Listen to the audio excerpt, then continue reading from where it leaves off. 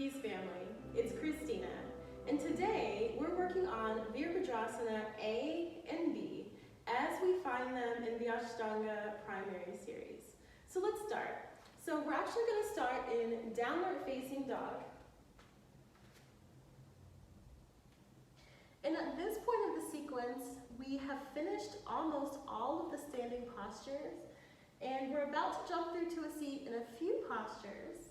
But we have these couple of warriors as well as Utkatasana that we're going to go through before we jump through to a seat. So we're going to step the right foot forward between the hands, spinning that left heel down to the floor. We're going to take kind of a wide stance here, so make sure that that foot is at a good wide stance. The heels are on the same line. And on an inhale, we're going to press into the feet, stand up, look at the thumbs. Now, we're really trying to bend into this front knee, so trying to get this right leg to be at a right angle. But also, you see how my hips are squared kind of off to the side right now? What we're trying to do in Virabhadrasana A is square the hips forward. So you can grab the hip points, like feel the front of your hip bones, like right here. And then you're going to turn the hips forward by pulling this right hip back. Really trying to ground down through that back leg. So the front knee is bent at a right angle and the back leg is straight as much as possible. Now, from this position, we're going to reach the arms upward and we're going to take 5 deep breaths. Really trying to breathe upward into the chest and upward into the back. We're externally rotating the shoulders and then pressing the palms together, looking at the thumbs. So after 5 breaths, we're going to change sides. So we're going to inhale, stand up, and then exhale as we go to the left and do the same thing. So you'll take the same cues on this side.